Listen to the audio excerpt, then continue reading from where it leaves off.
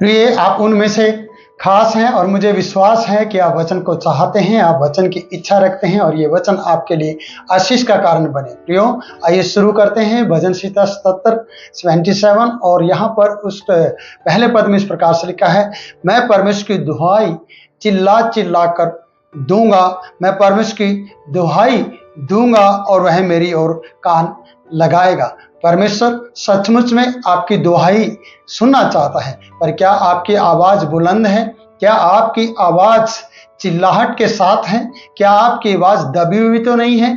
क्या आपकी आवाज उसके कान तक पहुंचती है या नहीं पहुंच रही है? तो यहाँ पर परमेश्वर का जो जन है, आसाफ का जो ये भजन है वो लिख रहा है, वो इस प्रकार से बता रहा है, मैं परमेश्वर की दुहाई चिल्ला चिल्ला कर दूंगा, मैं परमेश्वर की दुहाई दूंगा और वह मेरी ओर कान लगाएगा। जब तक वो आपकी ओर कान ना लगा ले, जब तक परमेश्वर आपकी दुहाई सुन ना ले और आपकी प्रार्थना और आपकी चिल्लाहट का उत्तर ना दे दे, तब तक परमेश्वर के पुत्र को तंग कीजिएगा और विश्वास के साथ उससे मांग कीजिएगा और उसको पुकारिएगा और उससे कहिएगा, परमेश्वर के पुत्र यीशु मसीह, जो आपने मेरे लिए अपनी जान दी है, आज मेरी जान दिक्कत में है और मैं परेशान हूं और वो आपकी परेशानी को दूर करेगा। इसलिए आसाफ यहां पर कह रहा है, मैं परमेश्वर की दुहाई चिल्ला चिल्ला कर दूंगा। समझ लेना प्रियो कि चिल्लाना क्या होता है। जब तक उसके कान तक आपकी आवाज ना पहुंच जाए, जब तक आपकी प्रार्थना का और आपकी चिल्लाहट का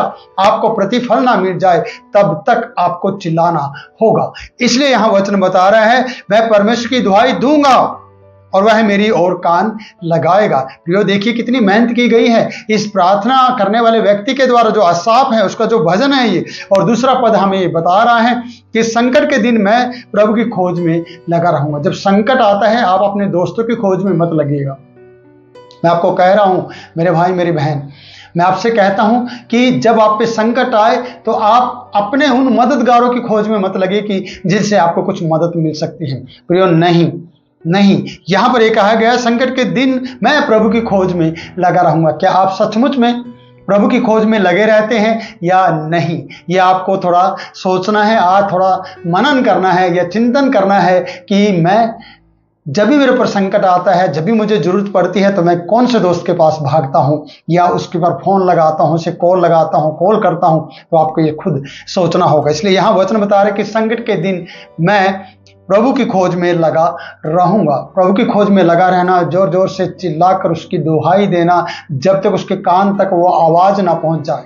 प्रियो, कई बार आपने देखा होगा कि आपका फोन कॉल करने पर दूसरे से जब आपकी बात हो रही तो आपको क्लियर सुनाई नहीं देता, तो फोन डिस्कनेक्ट किया जाता है और आप कहते कि चलो मैं दोबारा करता हूं, या वो कहते कि मैं काटता हूं, मैं दोबारा करता हूं। तब कॉल आपकी क्लियर, आपकी आवाज क्लियर हो जाती है और आप एक दूसरे को समझ पाते हैं। प्रियो, जब तक आपकी आवाज परमेश्वर के साथ चिल्लाहट के साथ और क्लियर आवाज नहीं होगी, तब तक परमेश्वर भी आपकी नहीं समझेगा और आप उस बात का उत्तर नहीं पा सकेंगे जो परमेश्वर के पुत्र के द्वारा आपको मिलना है। तो प्रिय, परमेश्वर के पुत्र के नाम में आपको आशीषें मिलती हैं, तो उसकी खोज में लगे रहिए, क्योंकि यहाँ लिखा है, मैं संकट के दिन में प्रभु की खोज में लगा रहूंगा। रात को मेरा हाथ फैला रहा, सोचिएगा, रात को कहता है कि मेरा हाथ फैला रहा और ढीला नहीं हुआ। हाथ फैलाना और उसे ढीला ना करना।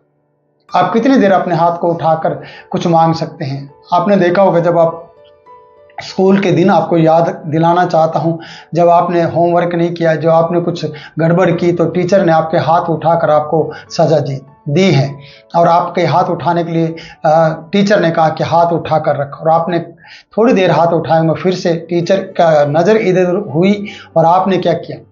हाथों को नीचे कर दिया। तो प्रियो, टीचर जब देखता तब हाथ ऊपर करते हैं। आप समझते हैं कि टीचर को पता नहीं है कि आप थके हैं या नहीं? सब मालूम है। उसी प्रकार से यहाँ बताया गया है कि परमेश्वर की ओर हाथ उठाने वाला रात भर हाथ उठाता रहा, उसके हाथ ढीले नहीं हुए, क्योंकि वो नहीं चाहता था कि परमेश्वर की जो आशीष है, परमेश्वर मेरी दुआई को नज़रअंदाज कर दे, परमेश्वर मेरी आवाज़ को सुने और मेरी दुहाई की ओर कान लगाए। इसलिए वचन बता रहा है कि रात को मेरा हाथ ढीला तेरे सामने फैला रहा और ढीला नहीं हुआ और मुझ में शांति नहीं आई। जब तक शांति ना जाए, जब तक आपको तसल्ली न मिल जाए कि आपकी प्रार्थना ग्रहण की गई है या नहीं की गई, तब तक चिल्लाना है। तब तक जोर जोर से परमेश्वर से प्रार्थना करना है। और जब आप प्रार्थना करते हैं, जब तक परमेश्वर आपका उत्तर ना दे दे, जब तक आपको प्रार्थना करना है, क्योंकि परमेश्वर का पुत्र आपको प्रार्थना का उत्तर जरूर देगा। उसके नाम में परमेश्वर आपको प्रार्थना का उत्तर देना चाहता है। पर क्या आप ढीले पड़ गए हैं प्रार्थना करने में? क्या आपके हाथ कमजोर हो गए हैं? क्या आप ऐसे व्यक्ति बन गए हैं कि आपको लगता है कि मेरे से नहीं हो रहा है, मैं नहीं कर पा रहा हूं? प्रियो, आप उससे ताकत मांगिए। अपने इन ढीले हाथों को मजबूत कीजिए, थरथराते घुटनों को मजबूत कीजिए, और आप परमेश्वर की ओर अपने हाथों को फैलाइए। निर्बल हाथों को फैलाते हुए कहिए कि परमेश्वर मुझे ताकत दे। इसलिए वचन कहता है, मैं परमेश्वर को स्मरण करके कह रहा हूँ, मैं चिंता करते करते मूर्छित हो चला हूँ। ये सारी बातें बताइए जब आप इस समस्या से में पड़े हैं, जब आप इस समस्या को झेल रहे हैं, जब आपके हालात बिगड़ रहे हैं, तो आप चिल्लाकर बात करें।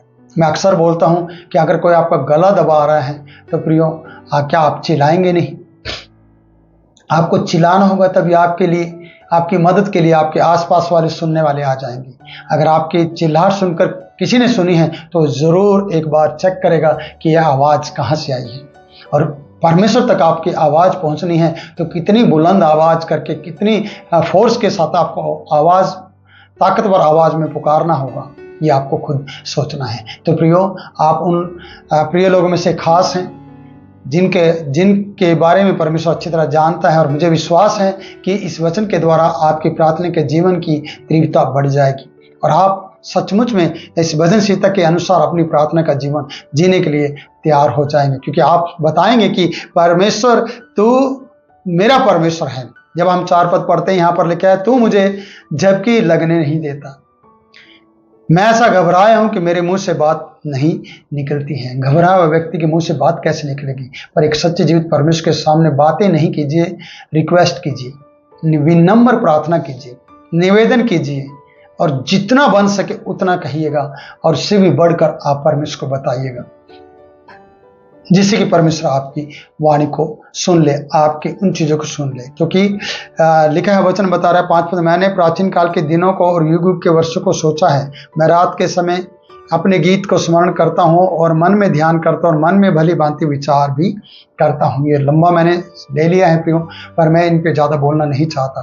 पर मैं इतना कहना चाहता हूँ, आपकी चिल्लाहट परमेश्वर तक, उसके कान तक पहुँचे, जिससे कि वो दया करे, तरस खाए और आपकी प्रार्थना का उत्तर आपको दे। इसलिए आज की बोर आपके लिए यीशु की ओर से है, और ये बोर आपकी ज़िंदगी बदल दे, और ये प्रार्थना आपकी ज़िंदगी में कार्य करे। आइए मैं आपकी चिल्लाहट के साथ आपकी आवाज़ को बुलंद करते हुए परमेश्वर से विनती करता हूँ। आप सुनिए और साथ में विश्वास कीजिए, क्योंकि आप खास हैं अगर आपको विश्वास है। मेरे जीवित उद्धारकर्ता परमेश्वर, मैं तेरे पुत्र यीशु मसीह के नाम में तेरी बेटी और तेरे बेटे और तेरे बुजुर्गों के लिए आता हूं, जो मुझे देख रहे हैं, सुन रहे हैं, उन पर तेरी दया चाहते हैं। तो सुन और उत्तर दे, और अपने पुत्र यीशु के द्वारा इन्हें चंगा कर, और इनकी चिल्लाहट को देख, इनकी प्रार्थना तुझ तक पहुंचे, तेरे दास की प्रार्थना तेरे सन्मुख पहुंचे, और तू ग्रहण करे, इन लोगों को चंगा करे, इन लोगों की जिंदगियां बदल दे, और आज का दिन खास बना दे। आज के दिन में जो आस करते हैं और विश्वास करते हैं, उनकी जिंदगियां बदल दे। तेरी दया तेरे लोगों पर, तेरे बच्चों पर, तेरे परिवार पर चाहते हैं। पिता, विनती सुन, कबूल कर, यीशु के नाम से मांगते हैं, आमीन। प्रभु आपको आशीष दें। फिर मिलेंगे नई वीडियो में नए वचन के साथ। तब तक के लिए मैं आपसे इजाजत चाहता हूं। जय मसीह की।